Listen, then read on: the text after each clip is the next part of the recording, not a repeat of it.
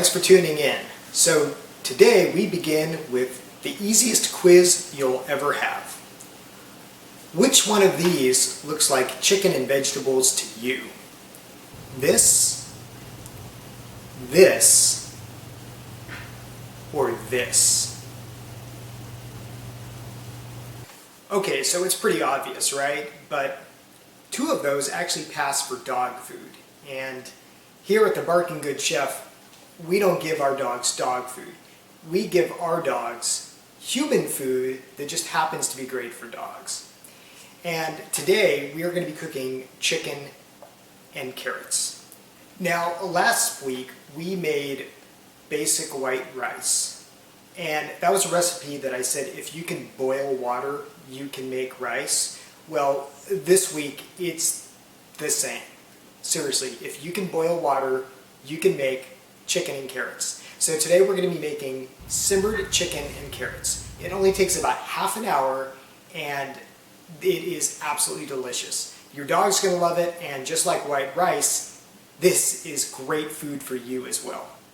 So here it is. 3 simple ingredients are all you need. We've got 5 cups of water, 2 pieces of chicken, and 2 carrots. Let's make simmered chicken and carrots.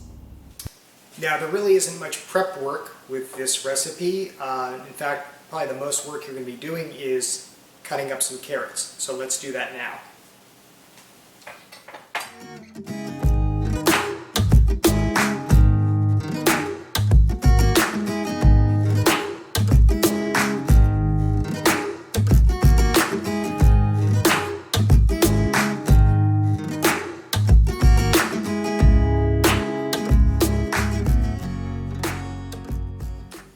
Okay, so for this recipe we are using just basic boneless, skinless chicken breast. Now you could use other cuts of meat. You could use thighs, you could use legs, but if you've never simmered your own chicken before, I advise using this. It really is easiest. Now if you're like ride or die with a dark meat, yeah, you can use those other cuts. Just be aware that it's going to take a little bit longer to cook, it's going to be a little more fatty, and then you have to deal with the bones afterward. So again, if you've never done this before, just kind of save yourself the headache. Buy the boneless, skinless chicken breast, and it's going to be super easy. Okay, so first thing we'll do is we are going to place our chicken in a pot. This, by the way, is just a basic 3-quart pot. Whatever you have that's going to hold 5 cups of water, a couple chicken breasts, and a couple pieces of chicken are going to work for you. So next we'll pour in the water.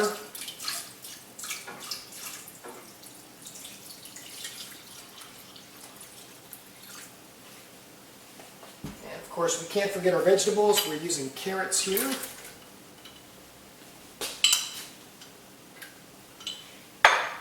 And I like to add just a touch of salt. Again, this is going to give it a little bit of seasoning, not too much though. Okay, there you go. That's it. We are going to turn our heat on. You can keep it on high at first, and basically all we're doing is we want to bring this up to a simmer. And the difference between a simmer and a boil, you might have heard of it as like a rolling boil. That's what you would use when you're cooking pasta. And that's when the water is churning up and there's big bubbles breaking the surface. A simmer, you just want little tiny itty bitsy bubbles. You really don't want it going crazy with the water. Look, they're both going to cook the chicken, and honestly, if you end up boiling this, it's not going to do any harm. But what happens is the chicken tends to be a little bit tougher. So we're just going to keep this on high. We're going to wait. Usually takes maybe about 10 minutes to get up to a simmer. Depends on your stove, of course, depends on your pot. But that's all it's going to take. You don't need to put a lid on. If you want, you can put a lid on. That'll bring it up quicker. But it's fine for this. This way you can really keep a close monitor on it. So it's been about 10 minutes, and as the water comes up to a simmer, you're going to notice something interesting happening. You're going to notice it getting cloudy and kind of this foam coming to the surface. This is totally normal. This is called scum, and basically scum is like proteins and different impurities coming up from the chicken. This is totally normal.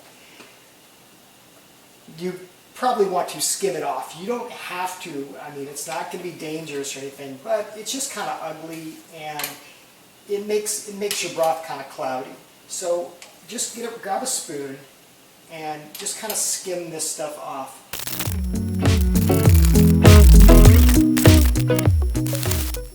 Okay, bubbles gently breaking the surface. This is exactly what we want. It's not quite at a boil, so we're going to reduce our heat to about medium low, and we are just going to let this simmer away. We're not even at the 20-minute mark, and this is already smelling so good. I mean, who doesn't like chicken soup, right? Well, again, that's basically what you're making, and it smells so good. Now, you could put other vegetables in here. You could put celery. That's a traditional ingredient as well, but I know that my dogs have a little bit of a hard time eating celery. It's a little too fibrous for them, so that's why I'm just going plain and simple with carrots. Now, in case you're wondering, when is the chicken done? Well, I can pretty much guarantee that if you've been simmering chicken for half an hour, it's going to be done. But if in doubt, remember, a food thermometer is your friend, and all you do is you take the probe and you stick it in, and you want it to get to 165 degrees. And if that sounds familiar, that's the same temperature as the chicken livers that we made a few weeks ago. 165, that's your friend. It's been about half an hour, and our chicken and carrots are perfectly cooked.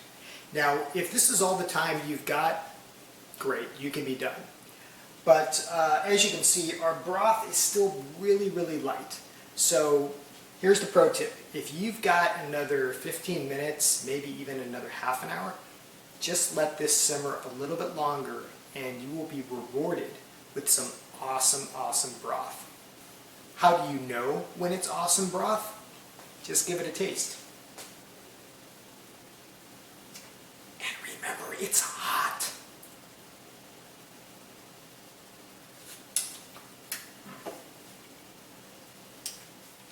Now, how will you serve this to your dog? Again, if you're just getting into making your own dog food, and if you're watching this channel, then you probably are, what I would do is incorporate it into the regular food you're serving them. Again, just like the rice we made last week, we're getting you used to making your own dog food, and your dog's used to eating real human food. So with this chicken and carrots, just kind of maybe shred it up, cut it up, and incorporate it into the normal food you're giving them. Now what I do, because I make all of our dogs' food from scratch, is I will mix it into rice. I'll mix it in with a complete meal. But if you're just getting started on this path, then just kind of incorporate it into the food you're giving them and get them used to eating real human food, and get yourself used to cooking a meal for your pet.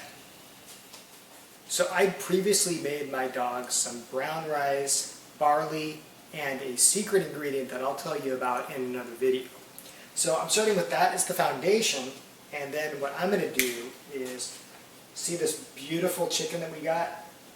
I'm just going to kind of cut this up into chunks. Look at that. Isn't that just beautiful? That great white meat. So what I'll do is I will just kind of cut and shred this, and don't forget to let it cool. You don't want to feed your dogs piping hot food. That's going to hurt their mouths just like it would hurt yours. So wait for it to cool to about lukewarm. And I'm just going to kind of put some chicken chunks over it. We'll throw some carrots on top. And then of course we can't forget about this wonderful broth that we just made. So I'll take some of this And I'll just kind of ladle this over. I'm going to let this cool to a bit, to about lukewarm, and we'll see if we have some taste testers who enjoy the fruits of our labor. I think we will, and I know you will too.